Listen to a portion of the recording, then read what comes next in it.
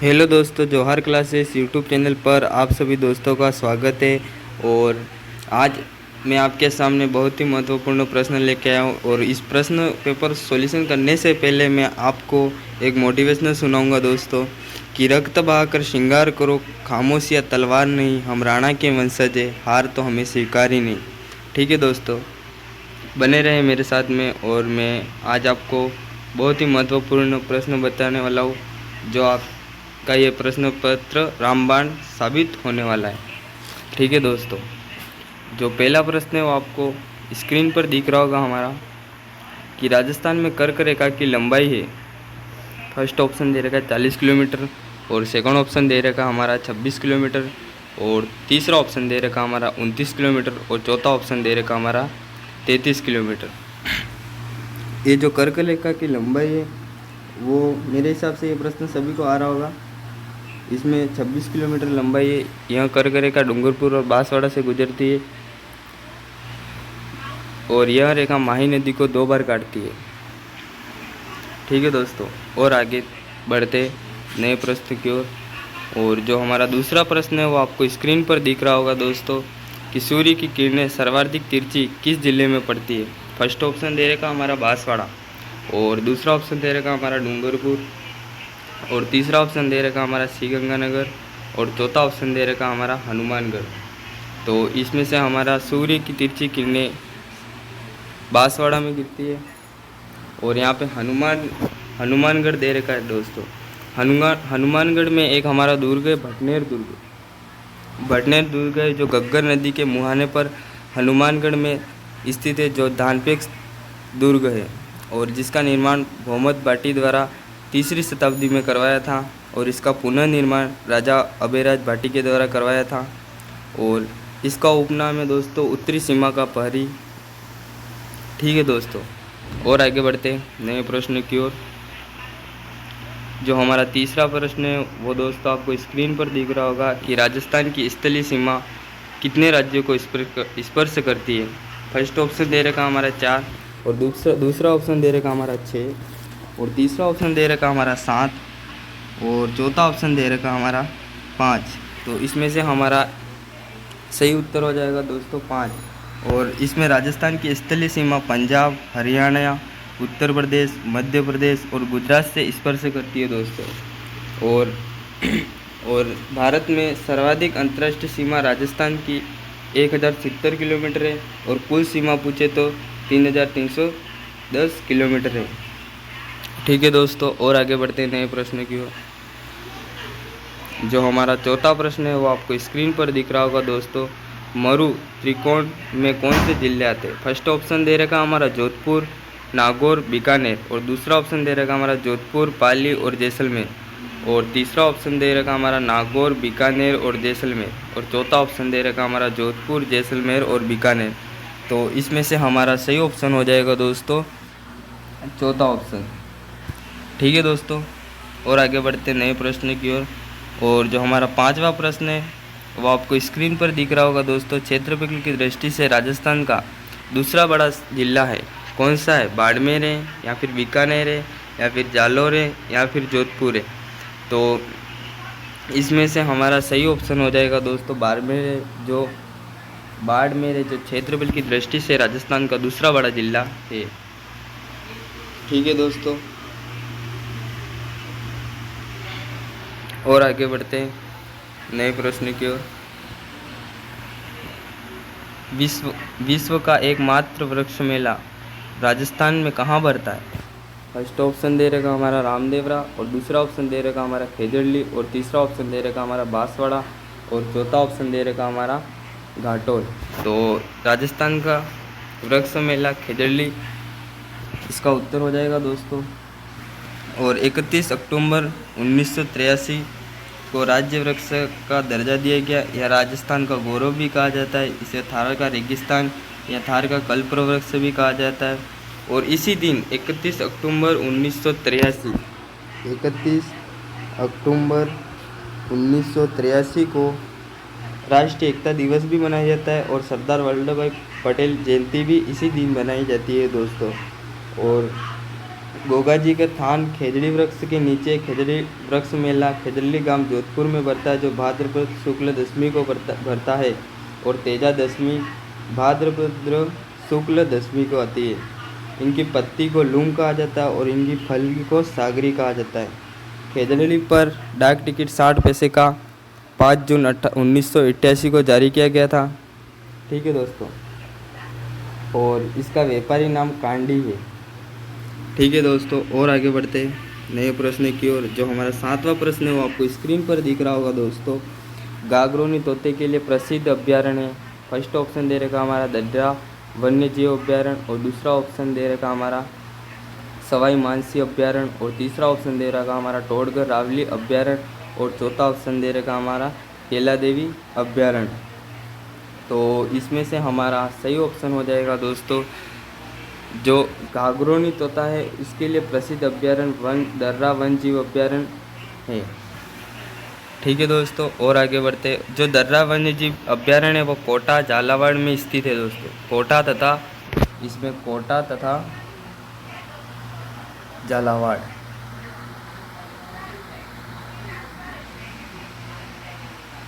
झालावाड़ में स्थित है। ठीक है दोस्तों, और नए प्रश्न की ओर बढ़ते हैं। विश्व में पर्यावरण दिवस कब मनाया जाता है? मेरे हिसाब से ये प्रश्न आप सभी को आ रहा होगा, ऐसा मैं मानता हूँ। फिर भी ऑप्शन दे रखा है हमारे 5 जुलाई, और दूसरा ऑप्शन दे रखा हमारा 5 जून, और तीसरा ऑप्शन दे रखा हमारा 22 मई, और चौथा ऑप्शन दे रखा हमारा 24 मई। तो इसमें से हमारा सही उत्तर हो जाएगा विश्व पर्यावरण दिवस 5 जून को मनाया जाता है दोस्तों। ठीक है दोस्तों, और आगे बढ़ते हैं। राजस्थान में वर्तमान में राज्य में वर्तमान में कुल कितनी पंचायत समितियाँ हैं? फर्स्ट ऑप्शन दे रखा 352, और दूसरा दे रखा हमारा 331, और तीसरा दे रखा 289, और चौथा ऑप्शन दे रखा हमारा 689। तो इसमें से हमारा सही उत्तर हो जाएगा दोस्तों राज्य में कुल वर्तमान में पंचायत है तो 352 पंचायत है दोस्तों। ठीक है, और आगे बढ़ते हैं। और जो 10वां प्रश्न है वो आपको स्क्रीन पर दिख रहा होगा दोस्तों। देश व राज्य का प्रथम धूम्रपान रहित शहर कौन सा है? मतलब धूम्रपान रहित क्षेत्र। फर्स्ट ऑप्शन दे रखा झुंझुनू, और दूसरा ऑप्शन दे रखा जोधपुर, और तीसरा दे रखा हमारा बीकानेर, और चौथा दे रखा हमारा बूंदी। तो इसमें से हमारा देश और राज्य का प्रथम धूम्रपान रहित क्षेत्र पूछे तो झुंझुनू होगा दोस्तों। ठीक है दोस्तों, झुंझुनू। और आगे बढ़ते नए प्रश्न की ओर। आज हमारे पास प्रश्न भरपूर है और भी हम बात करेंगे आगे। राजस्थान का पहला सफ़ेद सीमेंट का कारखाना कौन से ज़िले में स्थित है? तो फर्स्ट ऑप्शन दे रखा जालोर, और दूसरा दे रखा हमारा नागौर, और तीसरा दे रखा हमारा जोधपुर, और चौथा ऑप्शन दे रखा हमारा बाड़मेर। तो राजस्थान का पहला सीमेंट कारखाना हमारा है जो नागौर में। हाँ दोस्तों, नागौर में इसका सही उत्तर हो जाएगा। सफ़ेद सीमेंट पूछे तो नागौर में। और आगे बढ़ते। जैन उर्वरक का प्रथम कारखाना कौन से ज़िले में स्थापित किया गया दोस्तों? यह प्रश्न इम्पोर्टेंट है। तो फर्स्ट ऑप्शन दे रखा धौलपुर, और सेकंड ऑप्शन दे रखा भरतपुर, और तीसरा ऑप्शन दे रखा अजमेर, और चौथा ऑप्शन दे रखा हमारा कोटा। तो इसमें से हमारा सही ऑप्शन हो जाएगा दोस्तों प्रथम कारखाना भरतपुर में स्थित है दोस्तों। और भी बात करेंगे हम आगे। जो धौलपुर है, धौलपुर में लाल बलुआ पत्थर सर्वाधिक पाया जाता है दोस्तों। धौलपुर में लाल बलुआ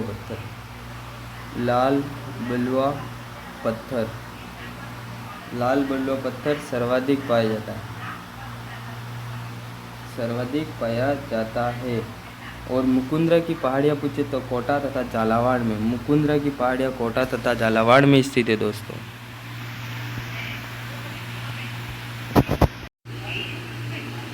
जो हमारा 13वां प्रश्न है वो दोस्तों आपको स्क्रीन पर दिख रहा होगा दोस्तों। पलाया किससे कहा जाता है? लूणी बेसिन को, या धारियन को, या फिर खंडिन को, या फिर बरखान को।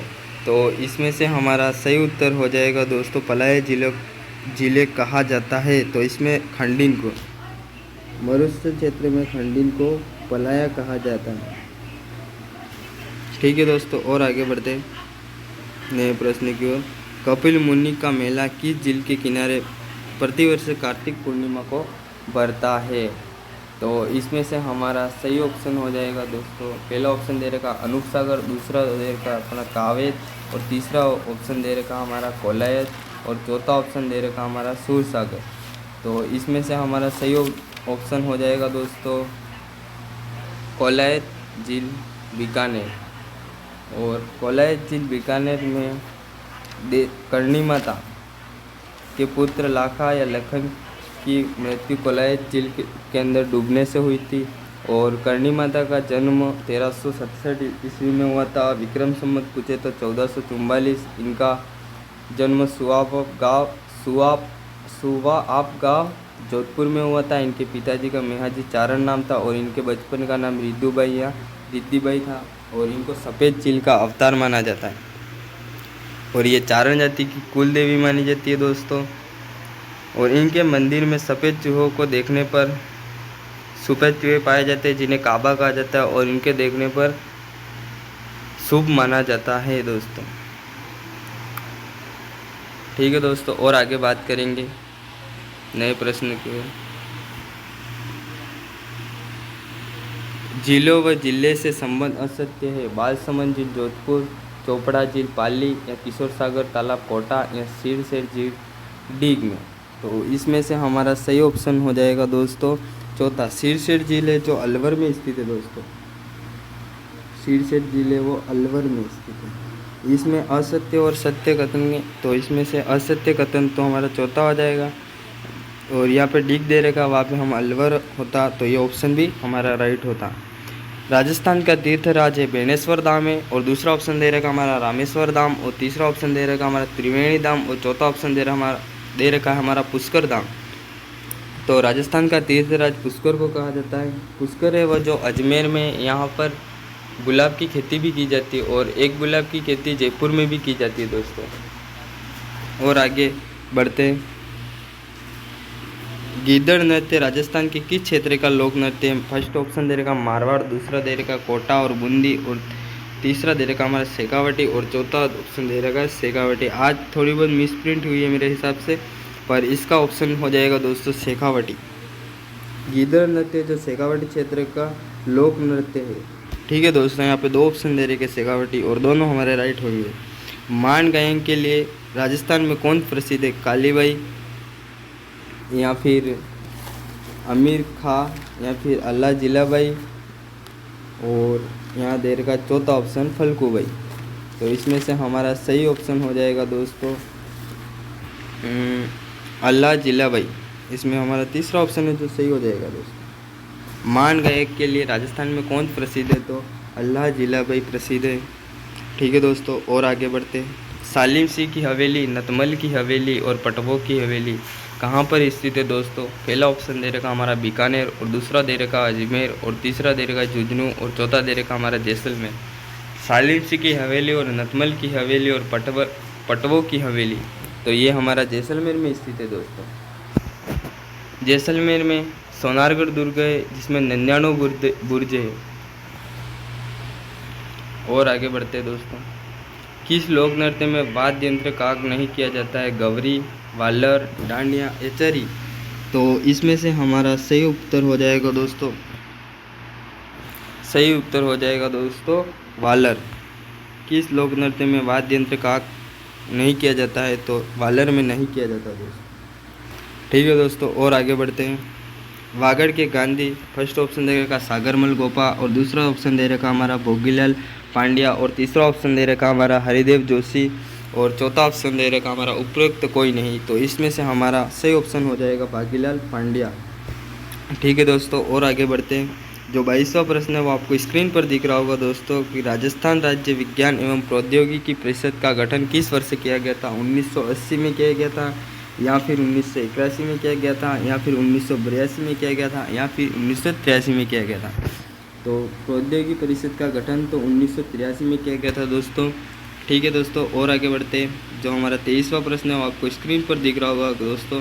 भारत में नवगठित नीति आयोग का अध्यक्ष किसे बनाया गया था? राष्ट्रपति को, या फिर प्रधानमंत्री को, या फिर अरविंद पनगड़िया को, या फिर वित्त मंत्री को? तो इसमें से हमारा दूसरा ऑप्शन हो जाएगा दोस्तों राइट, प्रधानमंत्री को। और 24वां प्रश्न है जो आपको स्क्रीन पर दिख रहा होगा दोस्तों, रेड रिबन किससे संबंधित है? एड्स से या फिर टीबी से या फिर हैजा से या फिर हेपेटाइट बी से? तो इसमें से हमारा रेड रिबन है जो एड्स से संबंधित है। ठीक है दोस्तों, और आगे बढ़ते हैं। और जो 25वां प्रश्न है वो आपको स्क्रीन पर दिख रहा होगा दोस्तों कि प्रधानमंत्री सूर्योदय योजना के बारे में बताइए। 22 जनवरी 2024 को संपूर्ण देश में 1 करोड़ हाउस होल्ड्स को सौर ऊर्जा से इलेक्ट्रीफाई करने की महत्वाकांक्षा योजना है। राजस्थान में ऊर्जा विभाग में PMU प्रोजेक्ट मॉनिटरिंग है।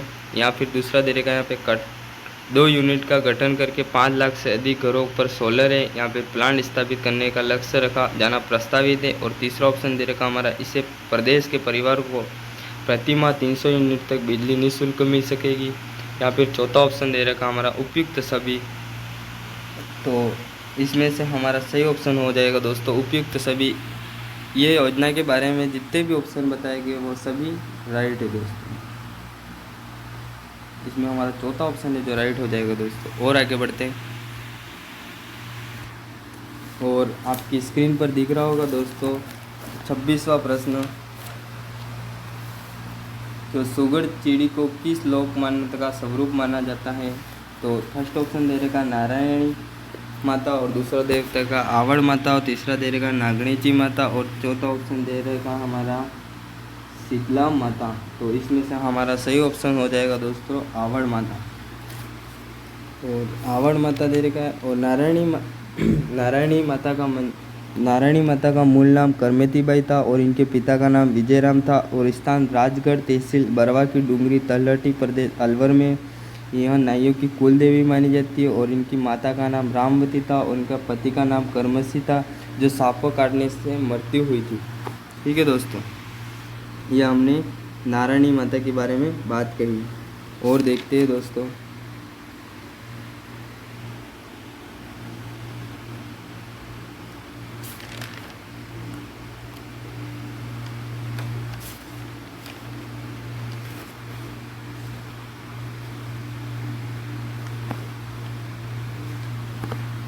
और हमारा यहाँ पे चौथा ऑप्शन दे रखा है हमारा शीतला माता। शीतला माता का मंदिर सील की डूंगरी चाकसू जयपुर में इनका वाहन गधा है। और इनका पुजारी कुम्हार जाति का और इनका मेला चैत्र कृष्ण अष्टमी को बढ़ता है। और इनके अन्य मंदिर कागा क्षेत्र जोधपुर में बढ़ता है और इनका मेला चैत्र शुक्ल सप्तमी को बढ़ता है। एकमात्र देवी है जिनकी खंडित मूर्ति की पूजा होती है। उनका उपनाम है बास्योड़ा देवी या महामाई माता या चेचक निवारक देवी या बच्चों की संरक्षिका। शीतला माता के मंदिर को सुहाग मंदिर के नाम से भी जाना जाता है दोस्तों। और गधों का प्रसिद्ध मेला एक तो है लुणव्यास जयपुर में और एक है सौर से नंता बारा में और एक डुंडलोज झुंझुनू में। और डुंडलोज झुंझुनू में गंधर्व अभ्यारण्य भी स्थित है दोस्तों। और हमारा 27वां प्रश्न है जो आपको स्क्रीन पर दिख रहा होगा दोस्तों, दूरमेढ़ी स्थान किस लोक देवता से संबंधित है? फर्स्ट ऑप्शन दे रखा हमारा रामदेव जी और दूसरा ऑप्शन दे रखा हमारा तेजा जी और तीसरा ऑप्शन दे रखा गोगा जी और चौथा ऑप्शन दे रखा हमारा पाबू जी। तो इसमें से हमारा सही उत्तर हो जाएगा दोस्तों पाबू जी। दूरमेढ़ी या दरमेढ़ी पाबू जी से संबंधित है दोस्तों। ठीक है दोस्तों, और आगे बात करते हैं नए प्रश्न की ओर। जो 27वां प्रश्न है वो आपको स्क्रीन पर दिख रहा होगा दोस्तों, वह लोक देवता जिसे गोगा जी के भांति नागों का देवता के रूप में प्रसिद्ध प्राप्त है। फर्स्ट ऑप्शन दे रखा तेजा जी और दूसरा ऑप्शन दे रखा हड़बू जी और चौथा ऑप्शन दे रखा हमारा बुरिया बाबा और चौथा ऑप्शन दे रखा हमारा रामदेव जी। तो इसमें से हमारा सही ऑप्शन हो जाएगा दोस्तों वह लोक देवता जिसको गोगा जी के भांति नागों का देवता के रूप में प्रसिद्ध प्राप्त है। तो इसमें हमारा सही ऑप्शन हो जाएगा तेजा जी। बुरिया बाबा का मंदिर माउंट आबू सिरोही में मीणा जनजाति के लोग इनकी झूठी कसम नहीं खाते। ठीक है दोस्तों, हड़बू जी सागला का बुंडेल गांव नागौर में। और बात करते हैं हमारा 28वां प्रश्न है वो आपको स्क्रीन पर दिख रहा होगा दोस्तों, सती प्रथा पर प्रतिबंध लगाने वाला पहली राजपूत रियासत थी।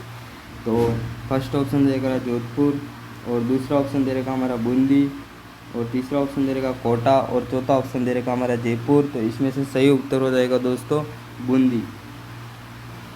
अंतिम सती रानी रूपकंवर थी। ठीक है दोस्तों, याद रखना हो सके तो। और 29वां प्रश्न है जो आपको स्क्रीन पर दिख रहा होगा दोस्तों, मेहमद आभूषण पहना जाता है कमर में या फिर पैरों पर या फिर भुजा पर या फिर सिर पर। सिर पर, सिर पर। इसमें हमारा सही उत्तर हो जाएगा दोस्तों सिर पर।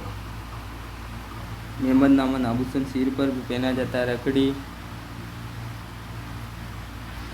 ठीक है दोस्तों, और आगे बात करते हैं नए प्रश्न की ओर। 30वां प्रश्न है वो आपको स्क्रीन पर दिख रहा होगा दोस्तों, निम्न में से किस स्थान पर इतिहास में जौहर होने का उल्लेख नहीं मिलता है? गागरोन, रणथंभौर, जालौर या सिरोही। तो इसमें से हमारा सही उत्तर हो जाएगा दोस्तों सिरोही में कोई जौहर होने का उल्लेख नहीं मिलता है। ठीक है दोस्तों, और 31वां प्रश्न है वो आपको स्क्रीन पर दिख रहा होगा दोस्तों कि दक्षिण राजस्थान की भील जनजाति का निम्नलिखित में से कौन सा नृत्य नाट्य के रूप में किया जाता है? गेर, घूमर, गवरी या फिर गरबा। तो इसमें से हमारा सही उत्तर हो जाएगा दोस्तों नाट्य के रूप में किया जाता है तो हमारे गवरी। ठीक है दोस्तों, और आगे बढ़ते हैं। जो 32वां प्रश्न है वो आपको स्क्रीन पर दिख रहा होगा दोस्तों, राजस्थान में सर्वाधिक संख्या किस जनजाति की है? भील, ग्रास्या, मीणा या फिर सहरिया। तो इसमें से हमारा सही उत्तर हो जाएगा दोस्तों मीणा जनजाति राजस्थान में सर्वाधिक जनजाति है। ठीक है दोस्तों, और आगे बढ़ते हैं। सहरिया जनजाति के लोग अधिकतम किस जिले में पाए जाते हैं? डूंगरपुर, बांसवाड़ा या फिर बारा या फिर उदयपुर। तो इसमें से हमारा सहरिया जनजाति के लोग सबसे अधिकतम पाए जाएंगे तो बारा में सहरिया जनजाति के लोग सबसे ज़्यादा पाए जाते हैं दोस्तों। और आगे बढ़ते हैं। भीलों के घर को क्या कहते हैं? कोल्लू, टापरा अथवा कू या भराड़ी या फिर गोपना। तो इसमें से हमारा सही उत्तर हो जाएगा दोस्तों कू। भील जनजाति में विवाह के अवसर पर भराड़ी माता की पूजा की जाती है दोस्तों। विवाह के अवसर पर भराड़ी माता की पूजा की जाती है। और आगे बढ़ते हैं। प्रसिद्ध राजस्थानी लोक नृत्यांगा गुलाबों का संबंध किस जिले से है? तो बस किस दृश्य है, जिले से नहीं है, सॉरी दोस्तों पढ़ने में थोड़ी मिस्टेक होगी। प्रसिद्ध राजस्थानी लोक नृत्यांगना गुलाबों का संबंध किस नृत्य से? फर्स्ट ऑप्शन दे रखा हमारा बांगड़िया नृत्य, और दूसरा ऑप्शन दे रखा हमारा पणिहारी नृत्य, और तीसरा ऑप्शन दे रखा हमारा गुडला नृत्य, और चौथा ऑप्शन दे रखा हमारा कालबेलिया नृत्य। तो इसमें से हमारा चौथा ऑप्शन है जो राइट हो जाता है दोस्तों। और आगे बढ़ते हैं और बात करेंगे आगे। जो हमारा 36वां प्रश्न है वो आपको स्क्रीन पर दिख रहा होगा दोस्तों, और जिसमें लिख रखा है कि झालावाड़ राज्य में कौन सा शासक कला एवं संगीत का महान आश्रयदाता सिद्ध हुआ? और पहला ऑप्शन दे रखा हमारा झाला जालिम सिंह, और दूसरा ऑप्शन दे रखा हमारा जालिम सिंह द्वितीय, और तीसरा ऑप्शन दे रखा महाराज राणा भवानी सिंह, और चौथा ऑप्शन दे रखा हमारा महाराजा राणा राजेंद्र सिंह। तो इसमें से हमारा सही उत्तर हो जाएगा दोस्तों कला एवं संगीत महान आश्रयदाता सिद्ध हुआ तो दोस्तों महाराज राणा भवानी सिंह। इसमें सही ऑप्शन हो जाएगा हमारा तीसरा। और इसी प्रश्न के समाप्त करते और आगे बढ़ते। और 37वां प्रश्न है वो आपको स्क्रीन पर दिख रहा होगा दोस्तों, जयपुर के इतिहास में किसे कला संगीत एवं साहित्य का महान आश्रयदाता माना जाता है? और पहला ऑप्शन दे रखा हमारा सवाई जगत सिंह, और दूसरा ऑप्शन दे रखा हमारा सवाई ईश्वरीय सिंह, और तीसरा ऑप्शन दे रखा हमारा सवाई माधो सिंह प्रथम, और चौथा ऑप्शन दे रखा हमारा सवाई प्रताप सिंह। तो इसमें से हमारा प्रश्न पूछा है कि जयपुर के इतिहास में किसे कला एवं संगीत साहित्य महान आश्रयदाता माना जाता है? तो सवाई प्रताप सिंह को माना जाता है दोस्तों। और सवाई प्रताप सिंह ने जयपुर में हवा महल का निर्माण करवाया था और 1299 में करवाया था, और इनको गंधर्व बाईसों की उपाधि भी प्राप्त है।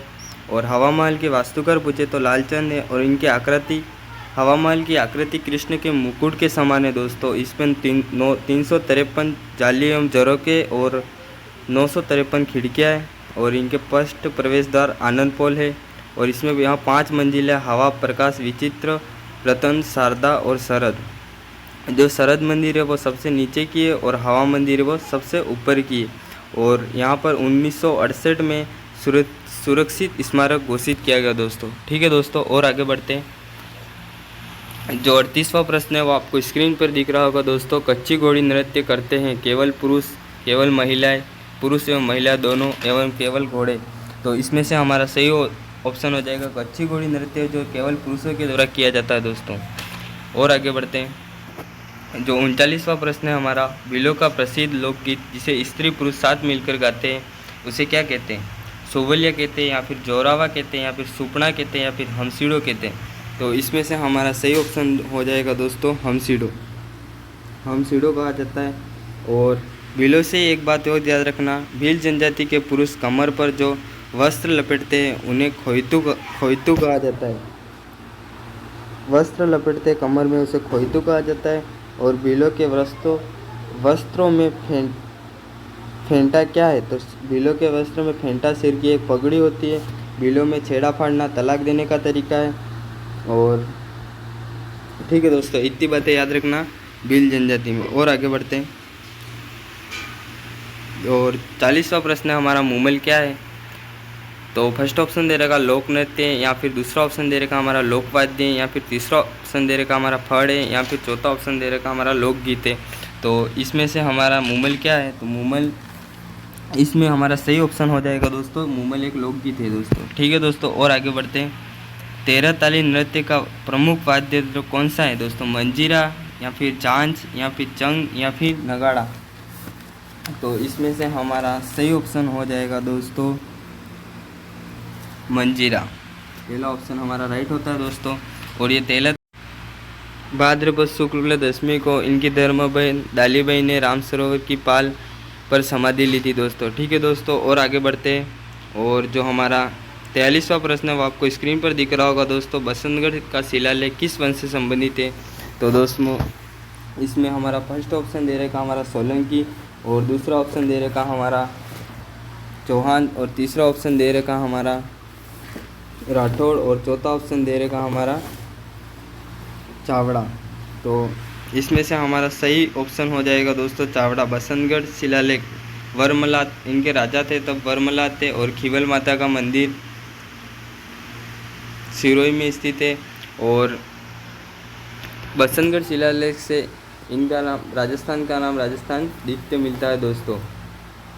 ठीक है दोस्तों, और आगे बढ़ते हैं।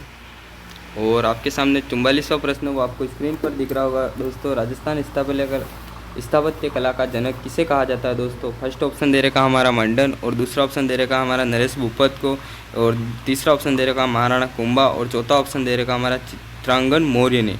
तो इसमें से हमारा राजस्थान की स्थापत्य कला का जनक हमारे महाराणा कुंभा को कहा जाता है दोस्तों।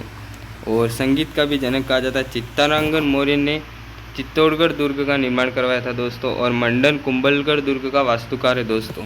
और आगे बढ़ते हैं। जो 45वां प्रश्न है वो दोस्तों आपको स्क्रीन पर दिख रहा होगा दोस्तों, कि विख्यात स्मारक 2.5 दिन का झोपड़ा या तत्कालीन संस्कृत महाविद्यालय का निर्माण किसके द्वारा करवाया गया था दोस्तों? इसमें फर्स्ट ऑप्शन दे रखा हमारा विग्रहराज चतुर्थ, या दूसरा ऑप्शन दे रखा हमारा पृथ्वीराज फर्स्ट है, या फिर अर्णोराज, या फिर अजय राज। तो इसमें से हमारा सही ऑप्शन हो जाएगा दोस्तों विग्रहराज चतुर्थ ने। अर्णोराज ने आनासागर झील का निर्माण करवाया था दोस्तों। ठीक है दोस्तों, और आगे बढ़ते हैं। जो हमारा 46वां प्रश्न है वो आपको स्क्रीन पर दिख रहा होगा दोस्तों, राजस्थान में 2 दिवसीय बाजरा महोत्सव का आयोजन किया बाड़मेर में, या फिर जोधपुर में, या फिर बीकानेर में, या फिर पाली में। तो इसमें से हमारा सही ऑप्शन हो जाएगा दोस्तों जोधपुर में 2 दिवसीय बाजरा महोत्सव का आयोजन किया दोस्तों। ठीक है दोस्तों, और आगे बढ़ते हैं। जो 47वां प्रश्न है वो आपको स्क्रीन पर दिख रहा होगा दोस्तों, राजस्थान में 20 फरवरी 2024 को राज्यसभा की 3 सीटों के लिए निम्न में से किसे निर्विरोध निर्वाचित किया गया? सोनिया गांधी, या फिर चुन्नीलाल गरासिया, या फिर मदन राठौड़, या फिर उपयुक्त सभी। तो इसमें से हमारा सही ऑप्शन हो जाएगा दोस्तों 20 फरवरी 2024 को राज्यसभा की 3 सीटों के लिए निम्न में से, तो इनमें से हमारा सही ऑप्शन हो जाएगा दोस्तों उपयुक्त सभी के द्वारा निर्विरोध किया गया। और 48वां प्रश्न है दोस्तों आपके सामने, निम्न में से देश की कौन सी ग्राम पंचायत जिससे सीधा जिला बनाया गया? खेरतल, सलूम्बर, डीग, या फिर दूदू। तो इसमें से ऑप्शन हमारा जो दूदू है वो आज मिस प्रिंट होगी थोड़ी बहुत, तो इसमें से हमारा ऑप्शन हो जाएगा वो दूदू हो जाएगा। ये चौथा ऑप्शन है, और यही ऑप्शन हमारा राइट होता है दोस्तों, ग्राम पंचायत से सीधा जिला बनाया गया। ठीक है दोस्तों, आपके सामने 49वां प्रश्न है जो आपको स्क्रीन पर दिख रहा होगा दोस्तों। मुख्यमंत्री चिरंजीवी स्वास्थ्य बीमा योजना के बारे में सत्य कथन बताइए। तो नाम फर्स्ट ऑप्शन दे रखा हमारा, नाम बदलकर मुख्यमंत्री आयुष्मान आरोग्य योजना कर दिया, या फिर 1806 पैकेज उपचार के लिए उपलब्ध रहेंगे। इसकी शुरुआत 1 मई 2021 में की गई। तो इसमें से हमारा चिरंजीवी योजना के बारे में सही ऑप्शन दोस्तों फर्स्ट भी सही है, दूसरा भी सही है और तीसरा भी सही है। उपयुक्त सभी इसमें हमारा राइट हो जाएगा दोस्तों। और आगे बढ़ते हैं। और 50वां प्रश्न है वो आपको स्क्रीन पर दिख रहा होगा दोस्तों। पर्यटन को उद्योग का दर्जा कब दिया गया? 1985 या फिर 1999 या फिर 1989 या फिर 2000 में। तो पर्यटन विभाग की स्थापना 1989, इसमें से सही ऑप्शन हो जाएगा दोस्तों हमारा सी। और आगे बढ़ते हैं।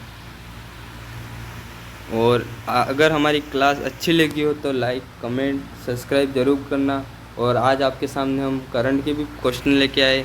जो हमारा पहला ऑप्शन दे रखा है, हाल में अंतर्राष्ट्रीय अभिलेखागार दिवस कब मनाया जाता है दोस्तों। फर्स्ट ऑप्शन दे रखा हमारा 7 जून, दूसरा दे रखा 9 जून और तीसरा दे रखा हमारा 8 जून और इनमें से कोई नहीं। तो इसमें से हमारा सही ऑप्शन हो जाएगा दोस्तों 9 जून। हाल ही में अंतर्राष्ट्रीय अभिलेखागार दिवस मनाया गया। ठीक है दोस्तों, और आगे बने रहे मेरे साथ में, बहुत ही कुछ आज बताने वाले हैं हम आपको। हाल ही में किसने नॉर्वे शतरंज खिताब जीता। तो फर्स्ट ऑप्शन दे रखा है जो वेजुन ने या फिर मैग्नस कॉलरसन ने, या उपयुक्त दोनों या फिर इनमें से कोई नहीं। तो इसमें से हमारा सही उत्तर हो जाएगा दोनों ने, ए और बी दोनों हमारे राइट होते हैं यहाँ पे। और आगे बढ़ते हैं।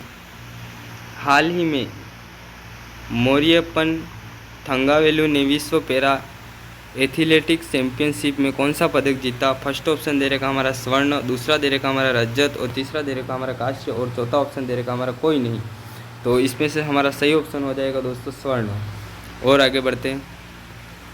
और जो हमारा 54वां प्रश्न है वो आपको स्क्रीन पर दिख रहा होगा दोस्तों।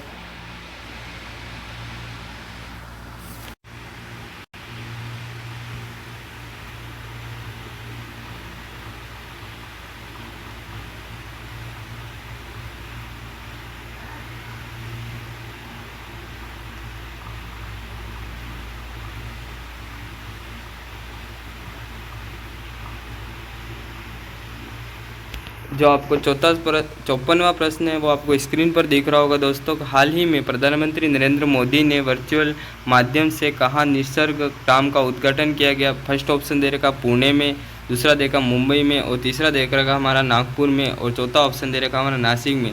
अगर किसी भी दोस्त मतलब किसी भी स्टूडेंट को अगर किसी भी प्रश्न का उत्तर आता हो तो वो कमेंट ज़रूर करें। ठीक है दोस्तों, इसमें हमारा पहला ऑप्शन दोस्तों राइट हो जाएगा। और आगे बढ़ते हैं। और जो 55वां प्रश्न है वो आपको स्क्रीन पर दिख रहा होगा दोस्तों। हाल ही में समाचारों में रहे meow meow bike magic M कैंड ऑफ ड्रोन है। फर्स्ट ऑप्शन दे रहेगा स्पाइसवेयर और दूसरा ऑप्शन दे रहेगा अंतरिक्ष उपग्रह और तीसरा ऑप्शन दे रहेगा हमारा ड्रग्स और चौथा ऑप्शन दे रहेगा आई ट्यूल। तो इसमें से हमारा हाल ही में समाचारों में meow meow white magic M cat ऑफ और ड्रोन है। तो इसमें से हमारा तीसरा ऑप्शन है दोस्तों ड्रग, वो हमारा राइट होता है दोस्तों। और आगे बढ़ते।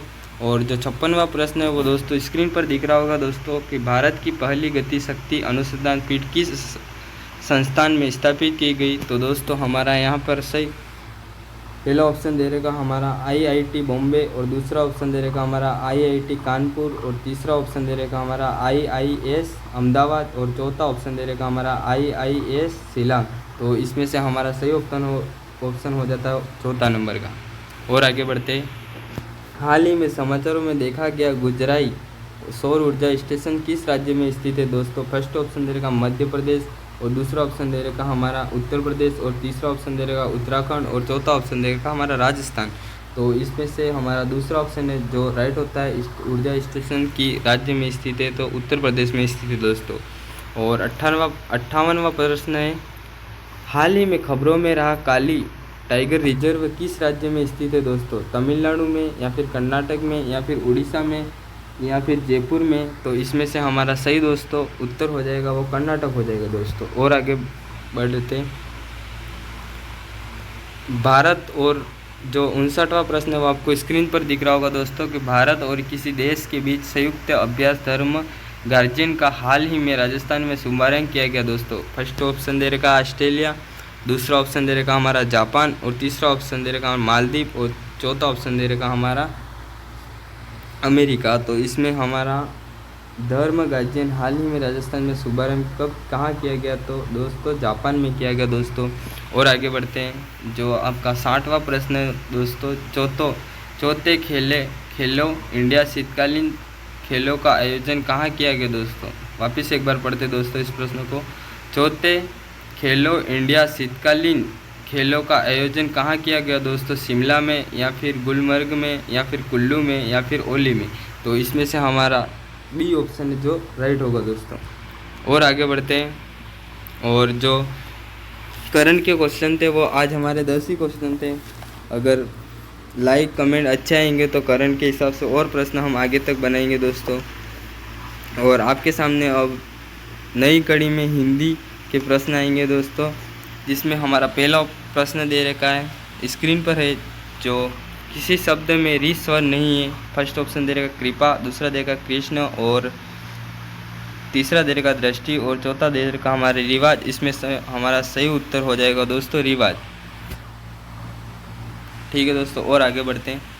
न वर्ण का उच्चारण स्थान है। फर्स्ट ऑप्शन है दंत व नासिका, दूसरा दे रखा दंत, और तीसरा नासिका, और चौथा हमारा मूर्धा। तो इसमें से हमारा सही ऑप्शन हो जाएगा दोस्तों दंत व नासिका न वर्ण का उच्चारण स्थान होता है दोस्तों इसमें से। ठीक है दोस्तों, जो हमारा तीसरा प्रश्न है वो आपको स्क्रीन पर दिख रहा होगा दोस्तों। लघु मिर में कौन सी संधि है, दीर्घ संधि, या फिर विसर्ग संधि, या फिर व्यंजन संधि, या फिर अनुस्वार संधि। तो इसमें से हमारा सही ऑप्शन हो जाएगा लघु मी में दीर्घ संधि है दोस्तों। और आगे बढ़ते हैं, चौथा प्रश्न है वो आपको स्क्रीन पर दिख रहा होगा दोस्तों। सहयोग शब्द का संधि विच्छेद होता है। फर्स्ट ऑप्शन दे रखा संग प्लस संग धन योग, और दूसरा ऑप्शन दे रखा सम धन याग, या फिर तीसरा ऑप्शन दे रखा हमारा सम धन योग, या फिर चौथा ऑप्शन दे रखा हमारा सम्मन योग। तो इसमें हमारा सही ऑप्शन हो जाता है दोस्तों तीसरा ऑप्शन। यहाँ पे थोड़ी बहुत मिसप्रिंट है दोस्तों। सम धन योग होगा सहयोग शब्द का संधि विच्छेद। वगमन में समास होता है, द्वंद्व समास होता है दोस्तों, या फिर अविभाव समास होता है, या फिर तत्पुरुष समास होता है, या फिर कर्मधारय समास होता है। तो इसमें से हमारा वनगमन में समास होता है दोस्तों। इसमें सही ऑप्शन हो जाएगा हमारा तत्पुरुष समास।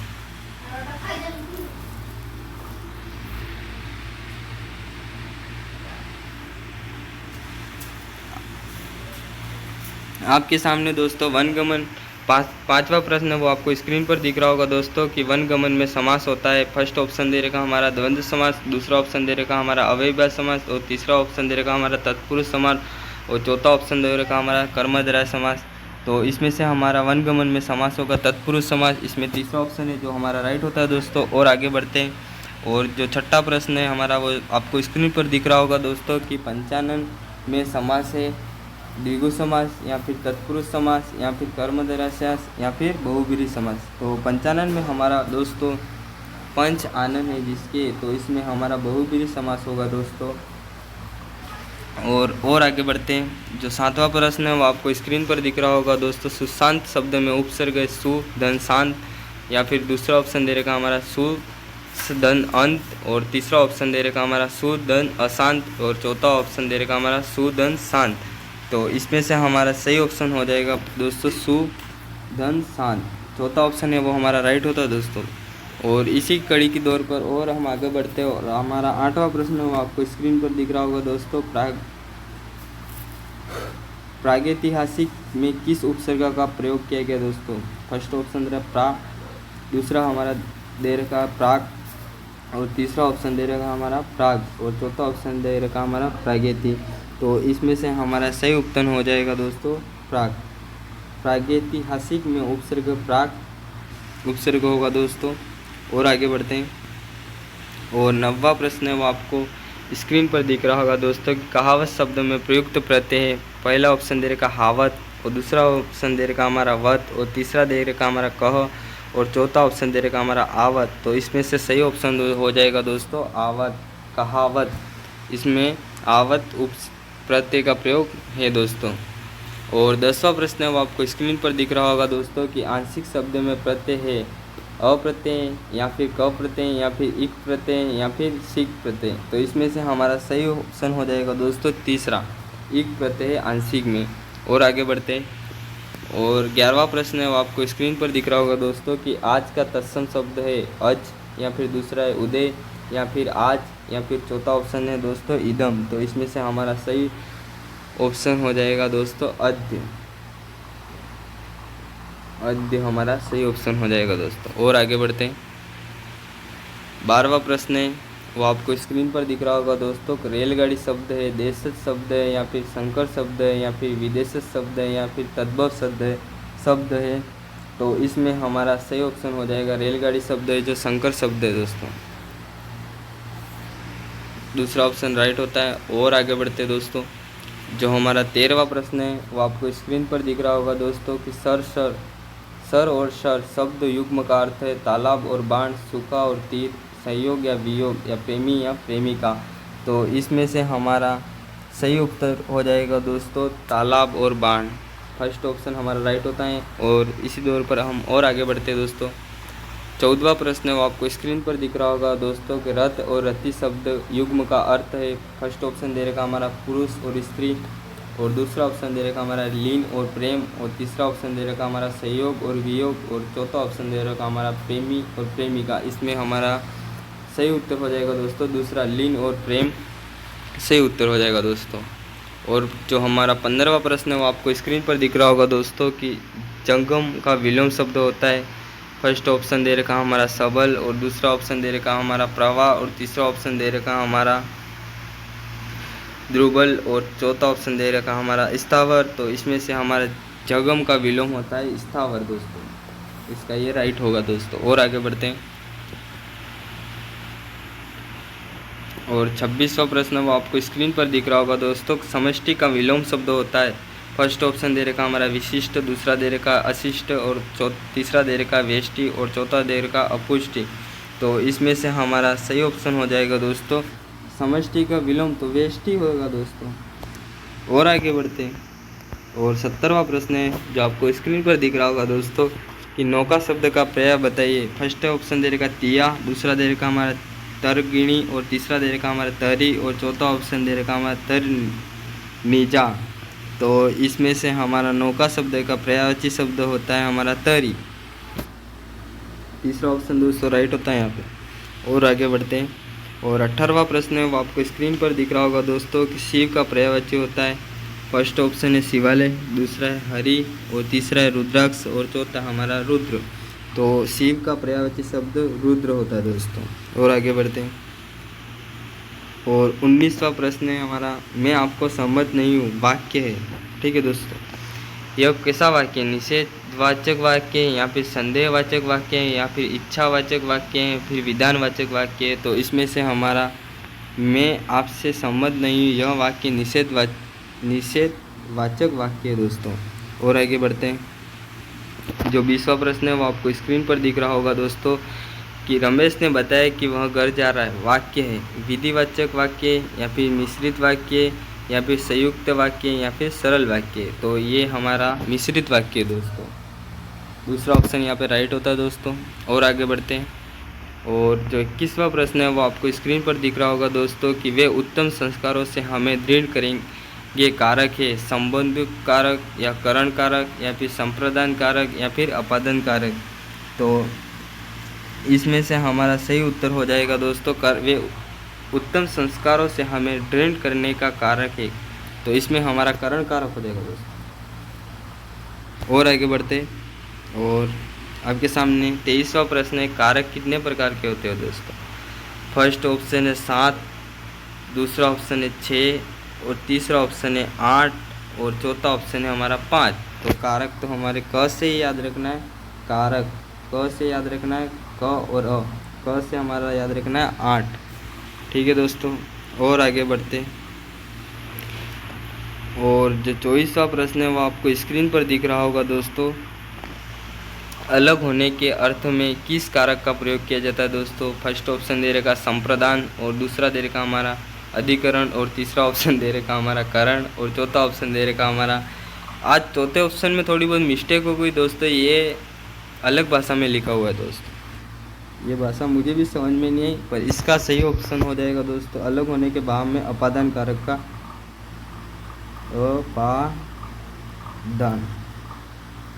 अपादान कारक का प्रयोग किया गया है दोस्तों, ये ऑप्शन हमारा राइट होता है दोस्तों। और आगे बढ़ते हैं। जानने की इच्छा रखने वाले के लिए एक शब्द होता है दोस्तों। फर्स्ट ऑप्शन दे रखा उत्साही, दूसरा दे रखा जिज्ञासु, और तीसरा दे रखा हमारा तत्पर, और चौथा ऑप्शन दे रखा हमारा जिज्ञासा। तो इसमें से हमारा सही ऑप्शन हो जाए जानने की इच्छा रखने वाला दोस्तों जिज्ञासु होता है। और आगे बढ़ते हैं। और जो हमारा 26वां प्रश्न है वो आपको स्क्रीन पर दिख रहा होगा दोस्तों, जिसका उच्चारण न हो सके के लिए एक शब्द है दोस्तों, असाध्य या फिर समाच्य या फिर साधनहीन है या फिर दुर्साधनहीन है। तो इसमें से हमारा जिसका उपचार न हो सके वो असाध्य दोस्तों, ये ऑप्शन हमारा राइट होता है। और आगे बढ़ते। और जो हमारा 27वां प्रश्न है दोस्तों कि वर्तनी की दृष्टि से शुद्ध शब्द है सौंदर्य वर्धक्य, और या फिर सौंदर्यवर्धक या फिर सौंदर्यवर्धक या फिर सौंदर्यवर्धकु। तो इसमें से हमारा सही ऑप्शन हो जाएगा दोस्तों दूसरा, सौंदर्यवर्धक हमारा यहाँ पे राइट होता है। और आगे बढ़ते दोस्तों। पेड़ों पर मैना बैठी है, इस वाक्य का शुद्ध शब्द है। फर्स्ट ऑप्शन दे रखा पेड़ पर मैना बैठी है, दूसरा ऑप्शन दे रखा है हमारा पेड़ों पर मैना बैठी है, या फिर तीसरा दे रखा पेड़ों पर मैना बैठी है, या फिर ऑप्शन दे रखा हमारा पेड़ों पर मैनो बैठी है, और चौथा ऑप्शन दे रखा पेड़ों में मैना बैठी है। तो इसमें हमारा पहला ऑप्शन है दोस्तों वो राइट होगा। आज पहला ऑप्शन हमारा राइट होगा दोस्तों। और आगे बढ़ते हैं। जो हमारा 29वां प्रश्न है वो दोस्तों आपको स्क्रीन पर दिख रहा होगा दोस्तों कि केर और बेर का संग होना, इसका तात्पर्य समन्वय होना, या फिर गलत काम होना, या फिर असंभव काम होना, या फिर विरुद्ध स्वभाव का एक साथ में मिलना। केर और बेर का संगम होना, तो इसका सही ऑप्शन हो जाएगा दोस्तों हमारा चौथे नंबर का विरुद्ध स्वभाव वाले एक साथ मिलना। और आगे बढ़ते हैं दोस्तों। 30वां प्रश्न आपके स्क्रीन के सामने आ चुका होगा दोस्तों। अगर हमारी मेहनत अच्छी लगे तो लाइक कमेंट सब्सक्राइब ज़रूर करना दोस्तों। और आपके सामने प्रश्न है वो 30 नंबर का प्रश्न है, अंगारों पर पैर खेलना मुहावरे का अर्थ है जानबूझकर खतरे का काम करना, या फिर होली के अवसर पर किए जाने वाले कृत्य, या फिर असंभव काम करना, या फिर नखरे करना। तो इसमें से अंगारों पर पैर रखने का सही शब्द ही सही सार्थक है दोस्तों कि जानबूझकर खतरे का काम करना, इसका सही उत्तर हो जाएगा दोस्तों। और आपके सामने यहाँ पर हम शिक्षण अभिरुचि के भी प्रश्न लेके आए दोस्तों। और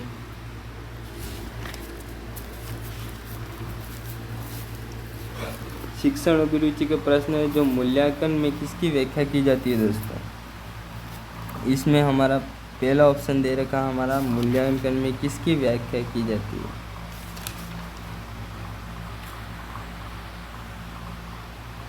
ठीक है दोस्तों।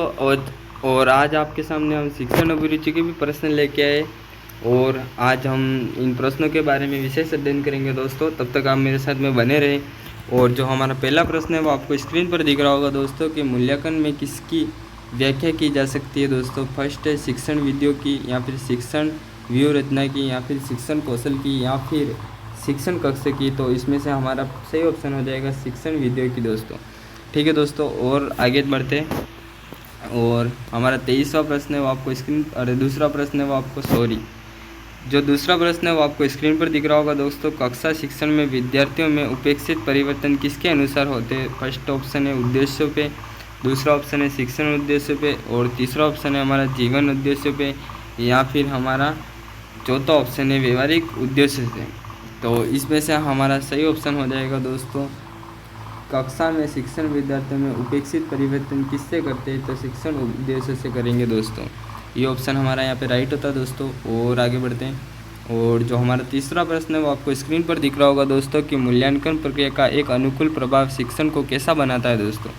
फर्स्ट ऑप्शन दे रखा हमारा लक्ष्यनिष्ठ, और दूसरा ऑप्शन दे रखा है हमारा उद्देश्यनिष्ठ, और तीसरा ऑप्शन दे रखा हमारा पाठ्यक्रमनिष्ठ और चौथा ऑप्शन दे रखा हमारा आत्मनिष्ठ दोस्तों। तो इसमें से हमारा दूसरा ऑप्शन दोस्तों राइट होता है। और इसी दौर पर हम आगे बढ़ते हैं। मूल्यांकन प्रक्रिया का एक अनुकूल प्रभाव शिक्षण को कैसा बनाता है दोस्तों? उद्देश्यनिष्ठ बनाता है दोस्तों। और आगे बढ़ते हैं दोस्तों। और जो हमारा चौथा प्रश्न है वो आपको स्क्रीन पर दिख रहा होगा दोस्तों कि मूल्यांकन प्रक्रिया में कौन सा कार्य जरूरी होता है।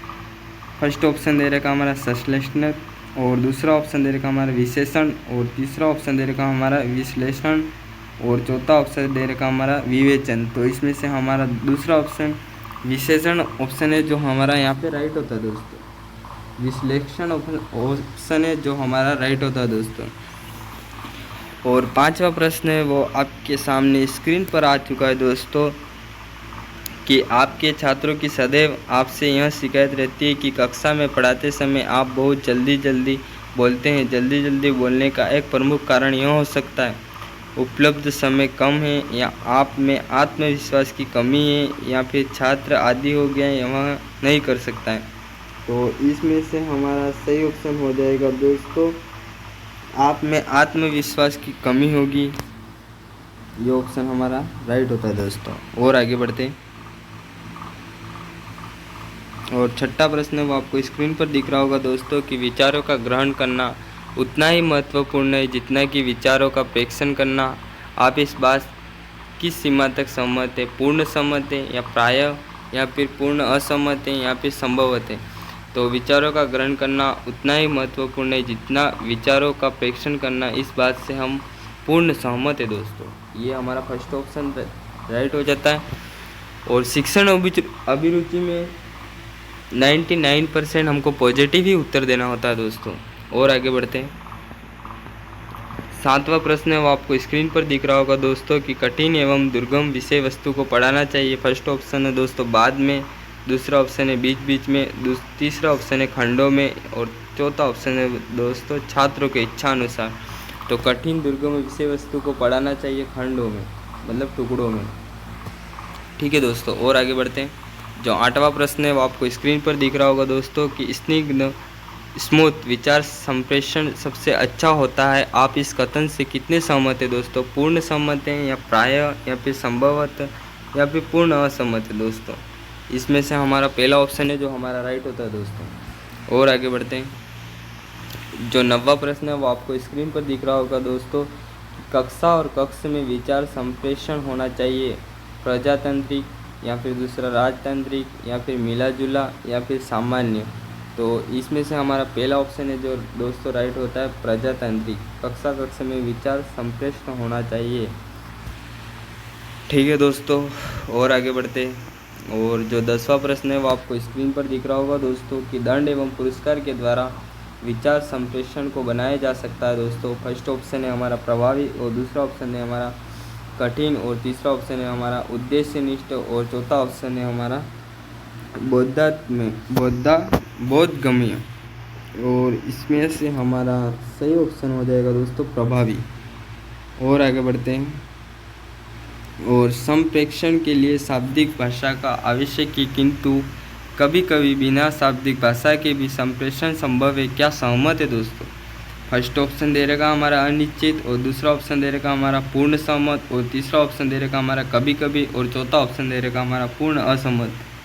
तो इसमें से हमारा सही ऑप्शन हो जाएगा दोस्तों पूर्ण सहमत। ये ऑप्शन हमारा राइट होगा। ये ऑप्शन हमारे थोड़े बहुत ऊपर नीचे हो गए, और आप अपने हिसाब से दोस्तों एडजस्ट कर लेना। और हमारा 12वां प्रश्न है वो आपको स्क्रीन पर दिख रहा होगा दोस्तों कि आप कक्षा में 5वीं कक्षा को पढ़ाते हैं तथा 8वीं कक्षा के छात्र आपका व्यवहार होना चाहिए निरंकुश, और दूसरा ऑप्शन दे रखा हमारा समानता का, और तीसरा दे रखा हमारा प्रभुतापूर्ण, या फिर चौथा ऑप्शन दे रखा हमारा मित्रतापूर्ण है। तो इसमें से हमारा सही ऑप्शन हो जाएगा दोस्तों मित्रतापूर्ण। और आगे बढ़ते हैं दोस्तों। जो 13वां प्रश्न है वो आपको स्क्रीन पर दिख रहा होगा दोस्तों। छात्र उच्च माध्यमिक कक्षाओं को पढ़ाने वाले एक वरिष्ठ अध्यापक के प्राथमिक कक्षाओं के छात्र के साथ आपका व्यवहार होगा दोस्तों। फर्स्ट ऑप्शन दे रखा हमारा सामान्य, और दूसरा ऑप्शन दे रखा हमारा छात्रों के अनुकूल, और चौथा ऑप्शन दे रखा हमारा उपेक्षापूर्ण, और तीसरा ऑप्शन दे रखा हमारा उपेक्षापूर्ण, और चौथा ऑप्शन दे रखा हमारा स्नेहिल। तो इसमें से हमारा दूसरा ऑप्शन दोस्तों चौथा ऑप्शन है। यहाँ पे थोड़ी बहुत मिसप्रिंट हो गई, और स्नेहशील ऑप्शन है जो हमारा राइट होता है दोस्तों। और विद्यालय के विभिन्न कार्य तथा छात्रों का सफल शिक्षण अध्यापक, कर्मचारी, अभिभावकों तथा समाज के व्यक्तियों के सहयोग पर निर्भर करता है। दोस्तों आपकी क्या राय है? कथन सही है या फिर कथन में कुछ सत्यता है, या फिर कथन भ्रामक है, या फिर कथन पूर्णतः गलत है दोस्तों? तो इसमें से हमारा सही ऑप्शन हो जाएगा दोस्तों फर्स्ट नंबर का, कि विद्यालय के विभिन्न कार्य तथा छात्रों का सफल शिक्षण अध्यापक, कर्मचारी, अभिभावक तथा समाज के व्यक्तियों के सहयोग पर निर्भर करता है। दोस्तों इसमें आपकी क्या राय है? तो इसमें यह कथन सही है दोस्तों। और आगे बढ़ते हैं। जो 15वां प्रश्न है वो आपको स्क्रीन पर दिख रहा होगा दोस्तों, कि आपकी बात को रोचक तथा बोधात्मक बनाने के लिए शिक्षक को सहारा लेना चाहिए दोस्तों। तो पहला ऑप्शन दे रखा हमारा उदाहरण व दृष्टांतों का, मॉनिटर व वरिष्ठ छात्रों का, या फिर तीसरा ऑप्शन दे रखा कठोर शब्दों का, या फिर चौथा ऑप्शन दे रखा हमारा प्रश्नों का। तो इसमें से हमारा सही ऑप्शन हो जाएगा दोस्तों उदाहरण व दृष्टांतों का। अपनी बात को रोचक बनाने का उदाहरण व दृष्टांत, इसमें सही उत्तर हमारा फर्स्ट ऑप्शन राइट होता है दोस्तों। एक अध्यापक को क्या करना चाहिए दोस्तों? ऑप्शन दे रखे हैं हमारे यहाँ पे अधिकाधिक मात्रा में धन कमाना, छात्रों के हित कार्य करना, छात्रों के शैक्षिक उन्नति का प्रयास करना, छात्रों की देखभाल करना। तो इसमें से हमारा सही ऑप्शन हो जाएगा दोस्तों छात्रों के शैक्षिक उन्नति का प्रयास करना दोस्तों। जो ये ऑप्शन है हमारा राइट हो जाएगा दोस्तों। और आगे बढ़ते हैं। समाज सुधारक में किसका योगदान अधिक है दोस्तों? और इसमें से हमारा फर्स्ट ऑप्शन दे रखा हमारा दोस्तों समाज सुधार का, दूसरा दे रखा शिक्षकों का, तीसरा दे रखा हमारा राजनीतिक का, और चौथा ऑप्शन दे रखा हमारा तथाकथित धर्म गुरुओं का। तो इसमें से हमारा सही ऑप्शन हो जाएगा दोस्तों शिक्षकों का। समाज सुधार में किसका अधिक योगदान है? तो शिक्षकों का अधिक योगदान है दोस्तों। ये ऑप्शन हमारे यहाँ राइट होता है। और आगे बढ़ते हैं दोस्तों। जिस दिन एक विद्यालय की छुट्टी होगी तो आप क्या करेंगे? खूब सोएंगे, या फिर दूसरा है मित्रों के साथ गपशप करूँगा, या फिर तीसरा है भ्रमण पर जाऊँगा, या फिर चौथा है समाज प्रयोगी उत्पादन कार्य करूँगा। तो इसमें से हमारा पॉजिटिव उत्तर होगा वो दोस्तों चौथा नंबर का ऑप्शन राइट होगा दोस्तों। और आगे बढ़ते हैं। और 19वां प्रश्न है वो आपको स्क्रीन पर दिख रहा होगा दोस्तों, कि आपके मतानुसार अध्यापक प्रशिक्षण उन्हें ही लेना चाहिए जो शिक्षक नहीं है, या फिर जिन्हें कहीं अन्य नौकरी नहीं मिल रही, या फिर जो अप्रशिक्षित सेवारत अध्यापक हों, या जो शिक्षक बनना चाहते हैं। तो इसमें से हमारा पॉजिटिव उत्तर होगा दोस्तों जो शिक्षक बनना चाहते हो। ये ऑप्शन हमारा राइट होगा दोस्तों।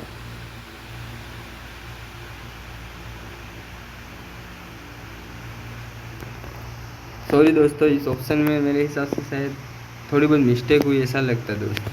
एक बार वापस पढ़ते हैं इस ऑप्शन को, कि आपके मतानुसार अध्यापक प्रशिक्षण उन्हें ही लेना चाहिए जो शिक्षक नहीं है, या फिर जिन्हें कहीं अन्य नौकरी नहीं मिली, या फिर जो अप्रशिक्षित सेवारत अध्यापक हैं, या फिर जो शिक्षक बनना चाहते हैं। तो इसमें से हमारा सही ऑप्शन दोस्तों यहाँ पे कभी कभी इंसान से ही गलती होती है दोस्तों। और इसमें से हमारा जो अप्रशिक्षित सेवारत अध्यापक है वो ऑप्शन हमारा राइट होता है दोस्तों। 20वां प्रश्न है हमारा यहाँ पर, विद्यालय का मुख्य उद्देश्य क्या है दोस्तों? धन कमाना, ख्याति अर्जित करना, या फिर सामाजिक उत्थान करना, या छात्र के हित में शैक्षिक कार्य करना। तो विद्यालय का मुख्य उद्देश्य हमारा दोस्तों छात्रों के हित में शैक्षणिक कार्य करना। इसमें हमारा चौथा ऑप्शन है जो दोस्तों राइट होता है। और आगे बढ़ते हैं। और जो 21वां प्रश्न है वो आपको स्क्रीन पर दिख रहा होगा दोस्तों, कि यदि आप अपने विद्यालय के छात्र आवास के प्रमुख हैं तो आप अनुशासन पर नियंत्रण करेंगे। तो फर्स्ट ऑप्शन दे रखा हमारा कठोर एवं दंडात्मक रवैया अपनाकर, या फिर सतत निरीक्षण के द्वारा, या फिर छात्रों के साथ सामान्य संपर्क के द्वारा, या फिर परिस्थितियों के अनुरूप। तो इसमें से हमारा दूसरा ऑप्शन है दोस्तों सतर्क निरीक्षण के द्वारा। ये ऑप्शन हमारा राइट होता है दोस्तों। और आगे बढ़ते हैं। जो हमारा 22वां प्रश्न है वो आपको स्क्रीन पर दिख रहा होगा दोस्तों, कि माता और पिता की उपेक्षा का बालक के मन पर गहरा प्रभाव पड़ता है, क्योंकि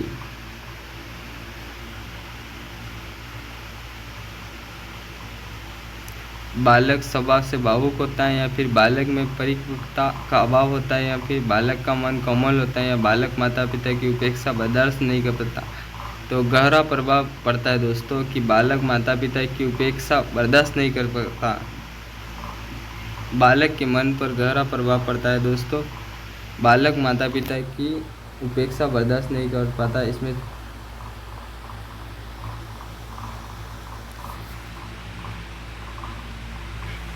ठीक है दोस्तों, एक बार वापस प्रश्न पढ़ते हैं हम कि माता पिता की उपेक्षा का बालक के मन पर गहरा प्रभाव पड़ता है क्योंकि बालक स्वभाव से भावुक होता है, या बालक में परिपक्वता का अभाव होता है, या फिर बालक का मन कोमल होता है, या फिर बालक माता पिता की उपेक्षा बर्दाश्त नहीं कर पाता। तो इसमें से हमारा सही ऑप्शन हो जाएगा दोस्तों, वो बालक का मन कोमल होता है दोस्तों। ठीक है दोस्तों, और आगे बढ़ते हैं। SUPW में बालकों को घर की रद्दी हुई शीशियों एवं ढक्कनों एवं कॉपियों, आइसक्रीम की चम्मच, पेड़ों की टहनियों से दस्तरी की वस्तुएं बनाने में उनसे सृजनात्मकता का विकास होता है। और आप इस कथन से हैं सहमत हैं, या कम सहमत हैं, या फिर पूर्ण सहमत हैं, या फिर संभवत है। तो इसमें हमारा पूर्ण सहमत है दोस्तों, ये ऑप्शन हमारा राइट होता है। और आगे बढ़ते हैं दोस्तों। स्वतंत्रता संग्राम की लड़ाई में समस्त हिंदुस्तान में महात्मा गांधी का अनुसरण किया था, इसका कारण है। फर्स्ट ऑप्शन दे रखा, महात्मा गांधी का लक्ष्य राष्ट्र के स्वतंत्रता प्राप्ति में निहित, या फिर महात्मा गांधी मात्र अंग्रेजों को भारत से बाहर खदेड़ना चाहते थे, या फिर महात्मा गांधी का लक्ष्य व्यक्तिगत प्रशंसा प्राप्त करना था, या फिर चौथा ऑप्शन दे रखा हमारा, महात्मा गांधी का लक्ष्य सांप्रदायिक सद्भाव बनाए रखने था। तो इसमें से हमारा सही उत्तर हो जाएगा दोस्तों पहला ऑप्शन है वो हमारा राइट होता है दोस्तों। और हम आगे बढ़ते हैं, और जो हमारा 25वां प्रश्न है वो आपको स्क्रीन पर दिख रहा होगा दोस्तों कि ऐसा कहा जाता है कि प्रार्थना स्थल पर सभी शिक्षकों को क्रमिक ढंग से अपने विचार छात्रों के समक्ष प्रस्तुत करने चाहिए। इसका यह कारण है कि पहला ऑप्शन है हमारा, इसमें छात्रों को अनुकरण करने तथा उन बातों के अनुरूप स्वयं को डालने का अवसर मिलेगा, या फिर इसमें छात्र भी माइक पर भाषण देने की कला में पारंगत होंगे, या फिर छात्रों को प्रातःकाल आचरण संबंधी कुछ बातें सीखने का अवसर प्राप्त हो सकेगा, या फिर चौथा ऑप्शन दे रखा हमारा, शिक्षकों को बड़े समुदाय के सम्मुख बोलना आ जाएगा। तो इसमें से हमारा वापिस एक बार प्रश्न पढ़ते हैं दोस्तों कि ऐसा कहा जाता है कि प्रार्थना स्थल पर सभी शिक्षकों को क्रमिक ढंग से अपने विचार छात्रों के समक्ष प्रस्तुत करने चाहिए। इसका कारण यह है कि इसमें छात्रों के अनुरूप करने तथा उन बातों के अनुरूप स्वयं को डालने का अवसर मिलेगा। इसमें हमारा पहला ऑप्शन है जो हमारा दोस्तों राइट होता है दोस्तों। और आगे बढ़ते हैं, और जो 26वां प्रश्न है वो आपको स्क्रीन पर दिख रहा होगा दोस्तों कि यदि आपके विद्यालय की विद्यार्थियों परिषद किसी नियम विरुद्ध तथ्य को मनवाने के लिए अड़िग है तो आप क्या करेंगे। पहला ऑप्शन है दोस्तों, आप तत्काल प्रभाव से विद्यार्थी परिषद को निरस्त कर देंगे, या फिर दूसरा ऑप्शन है आप छात्रों को पुनः सोचने का अवसर प्रदान करेंगे, या फिर तीसरा ऑप्शन है दोस्तों आप कोई मध्य मार्ग ढूंढकर छात्रों को संतुष्ट कर लेंगे, या फिर चौथा ऑप्शन दे रखा आपका, आप भविष्य में विद्यार्थी परिषद का गठन नहीं करेंगे। तो इसमें से सही ऑप्शन हो जाएगा वो दोस्तों हमारा तीसरा ऑप्शन दोस्तों सही हो जाएगा कि आप कोई मध्य मार्ग ढूंढकर छात्रों को संतुष्ट करेंगे दोस्तों। और आगे बढ़ते हैं दोस्तों, प्रायः उच्च शिक्षा आजकल लक्ष्यहीन हो जा रही है। इसका कारण है कि छात्र इसके प्रति अरुचि रखते हैं, या फिर छात्र शिक्षा कम प्रतियोगिता की तैयारी अधिक करते हैं, या फिर छात्र समय यापन के लिए उच्च शिक्षा ग्रहण करते हैं, या फिर उच्च शिक्षा व्यवसायोन्मुखी शिक्षा प्रदान करने में असमर्थ है। तो इसमें से हमारा सही ऑप्शन हो जाता है वो दोस्तों चौथा ऑप्शन है जो हमारा राइट हो जाता है दोस्तों। एक बार फिर से प्रश्न देख ले, और इसका ऑप्शन है वो चौथे नंबर का है।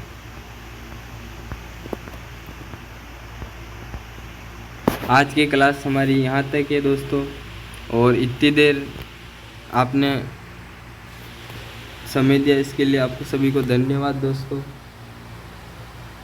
और अगर हमारी वीडियो अच्छी लगी हो तो लाइक, कमेंट, शेयर, सब्सक्राइब ज़रूर करें।